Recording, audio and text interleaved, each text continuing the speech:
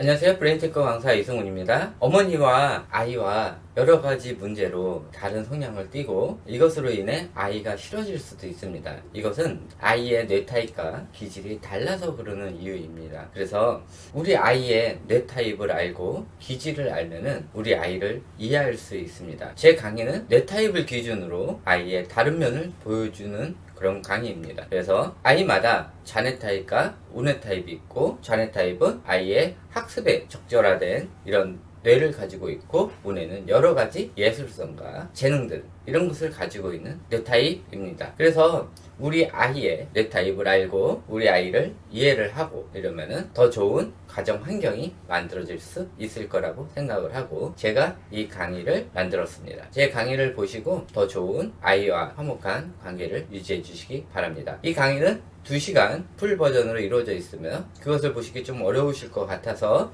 제가 나누어서 총 15편에 걸쳐서 만들어져 있고 최종적으로 한 번에 보시기 편하도록 종합편도 올려드리도록 하겠습니다. 이것으로 아이와 어머니와의 관계가 더 많이 개선되시길 바라면서 제가 이 강의를 올려드리도록 하겠습니다. 네, 지금부터 집중해서 들어보시기 바랍니다.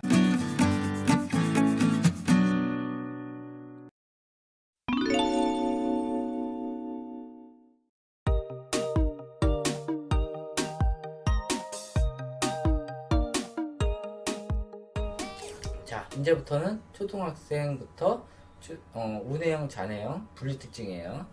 학습 집중. 자뇌형 아이들은 자뇌가 성장하는 이후 초등학생부터 비약적으로 높아져요. 그래서 보통 초등학교 2학년 정도 되면은 아이 집중력이 약 1시간 정도 나와요. 40분에서 1시간 정도. 자뇌형 아이들은 우뇌형 아이들은요 부모의 별다른 자극이 없고 그냥 공부할 수 있는 환경만 유지를 해주고 부모랑 같이 공부를 하게 되면은 집중력이 서서히 높아지지만은 이 산만함은 그대로 남아 있어요. 이건 어쩔 수가 없어. 우뇌가 높기 때문에 이거 산만한 거 가지고 뭐라고 막 하시면 안 돼요. 자네형 아이들처럼 한 가지만 집중해서 할 수가 없어요. 우뇌형 아이들은 공부를 하면서도 머릿속으로는 이따가 놀 거 생각을 해. 이건 어쩔 수가 없어요. 그러니까는 그러다 보니까는 이제 그 옆에서 뭐가 막 지나가고 그러면 그거 신경 쓴단 말이야. 그래서 우뇌형 아이들이 공부할 때는 절대 거실에서 시키시면 안 돼요. 방 안에서 시켜야 되고 방 안에 공부할 것만 딱 빼고 아이가 관심 있어 할 만한 물건을 싹 다 빼세요. 책상하고 그냥 하얀 벽에 책상하고 공부할 것만 딱 놓고 그냥 그것만 놓고 할 수 있는 조그마한 방 하나만 있으면 돼요. 오히려 그게 더 최고예요. 옆에 뭐 침대도 있고 뭐 책상 위에 뭐 이것저것 많고 이러면은 오히려 책상 위에 컵 하나만 올려 있어도 얘 1시간 동안 그 컵 하나 가지고 놀 수가 있어. 진짜로. 종이 한 장만 빈 종이 하나 있잖아. 공부할 때 그 빈 종이 종이 한 장 가지고 1시간 동안 놀 수가 있어. 그러니까 공부할 거 외에는 안 놔두는 게 좋아. 그래도 책에다 낙서를 하면서 놀아. 그런단 말이에요. 그러니까 아이의 집중 시간 체크를 해줘서 아이가 집중 시간이 20분이다. 그러면 20분에 한 번씩 머리를 식혀가면서 또 과목을 바꿔가면서 이렇게 해주시는 게 좋아요. 한 과목을 뭐 1시간씩 시키거나 그러시면 안 돼요. 만약에 국어, 수학, 사회를 한다 그러면 국어 20분 좀 쉬었다가 수학 20분 쉬었다가 사회 20분 이런 식으로 나눠서 해주는 게 좋고요. 아이 집중 시간이 더 짧다. 근데 공부는 20분 동안 해야지 그 완성이 될 것 같다. 그러면은 10분씩 돌려가면서 6번을 해주셔도 상관이 없어. 그러니까 아이 집중 시간 서서히 높여야지 한 방에 계속 하다 보면은 결국은 15분 동안 하고 나머지 시간은 그냥 딴짓거리를 해요. 그러면은 다른 공부까지 딜레이가 되니까 그거 잘 아이 맞춰주셔서 해주셔야 돼요. 자, 단순한 기력은 제가 아까 얘기했죠. 타고나는 거예요. 만들어지는 게 아니라 타고나는 거예요. 이게 자네 집중도에 따라서 단순한 기력이 올라가거든요. 근데 우뇌형 아이들은 힘들어요. 그래서 자뇌형 아이들은 관련 내 활성 정도에 따라서 비약적으로 높아져요. 언제? 초등학교가 들어가면은 진짜 갑자기 높아져요. 그래서 학습 집중력이 그때 그래서 갑자기 올라가는 거예요. 근데 우뇌형 아이들은요, 진짜 간혹 가다가 높은 아이가 있긴 하지만은 잔해형 아이들만큼은 안 돼요. 그래도 이런 단순 암기력이 높은 아이들은 얘기했다시피 잔해형 아이들하고 한번 싸워볼 만해요. 왜? 운의 집중력을 같이 쓸 수가 있어. 그래서 잔해형 아이들이 1시간 공부할 때 운해형 아이인데 이 단순 암기력이 좀 뛰어나잖아요. 운해형 아이들은 2시간을 공부할 수 있어요. 달라요. 그래서 이 단순 암기력이 높으면은 그만큼 좌뇌 집중력도 운해형 아이들이 강해요. 그리고 단순 암기력이 강한 아이들이 대부분 또 추리 지능이나 언어 지능이 하나가 발달이 되어 있는 운해형 아이들이 있어요. 그러면은 운의 집중력과 좌뇌 집중력과 좌뇌 단순 암기력과 본인이 가지고 있는 언어 지능일지 추리 지능일지 모르지만은 그거를 가지고 좌뇌형 아이들하고 한번 싸울 만한 이런 운해형 아이들이 간혹가다 있어요. 그래서 운해형 아이라고 좌뇌 교육이 안 맞는 건 아니에요. 간혹가다가 이런 단순 암기력이 강한 운해형 아이들은 학교에 적응을 해요. 자, 연산력. 좌뇌형 아이들은요, 태어났을 때 당시요. 이것도 타고나는 거예요. 뇌의 기능에 따라 일반부터 공학 계산기까지 탑재가 돼서 태어나요. 그래서 영재형 아이들 같은 경우는 공학 계산기가 탑재돼서 태어나요. 그래서 4살 됐는데 뭐 미분적분을 푼다든지 그렇게 가능한 이유가 그 이유예요. 타고나는 거예요. 운해형 아이들 같은 경우는 대부분 어려워서 그냥 주판 하나 들어있어요. 주판도 고장난 거 고쳐서 쓰는 거야. 그래서 굉장히 어려워해요, 연산을. 근데 이런 아이들한테 연산학습지 딱 3년만 시키잖아요. 그럼 뇌가 싹 다 망가져요. 싹 다 망가져. 그래서 운해형 아이들한테는 절대 연산학습지 시키는 거 아니에요. 아이 그냥 싹거리 다 망가져 버려요. 뇌가 운해 잔해 다 망가져요.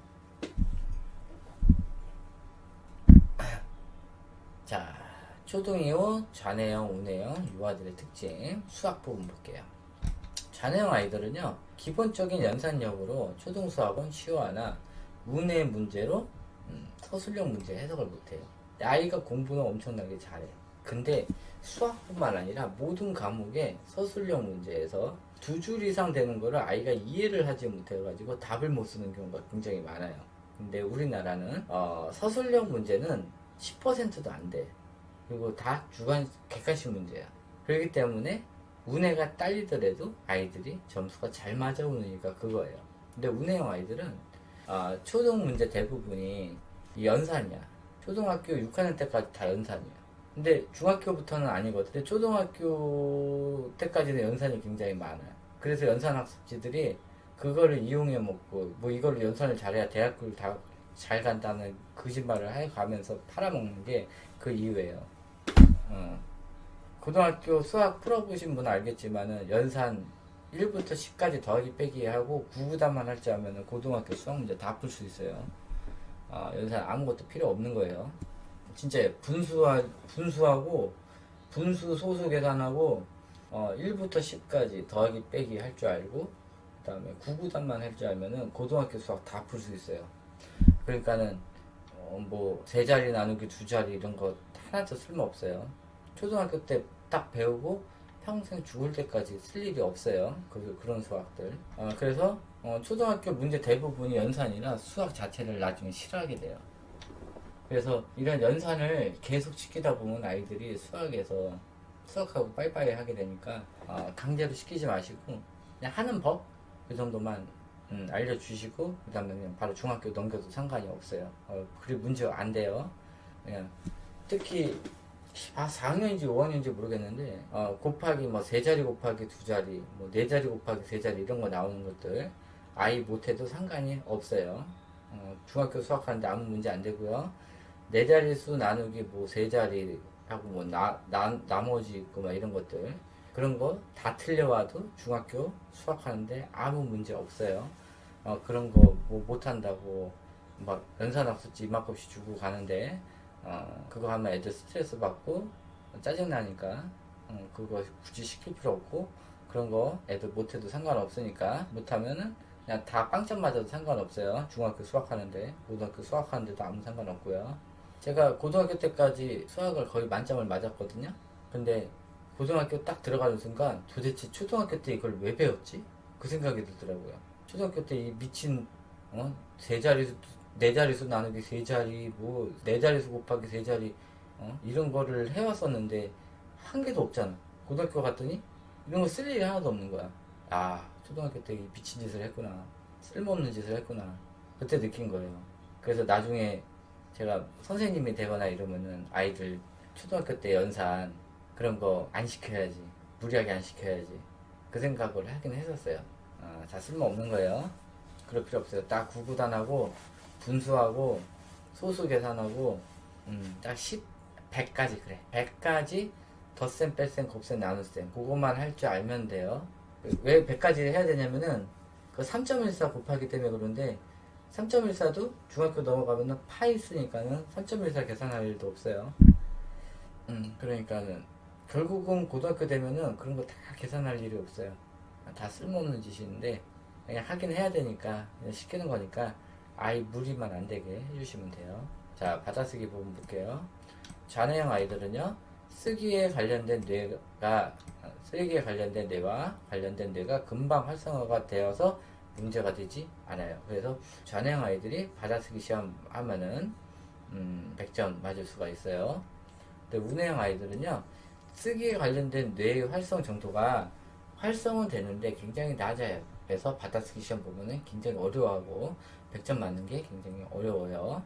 그런데 이게 평생 가요. 그래서 우뇌형 사람들이 성인이 되더라도 발음 난 대로 쓰고 또 띄어쓰기 어려워하고 됨 막 이런 거 어려워하고 씁니다 읍니다 막 이런 거 모르고 이런 것들이 우뇌형 사람들의 특징이에요. 이런 거 잘 구분을 못해요.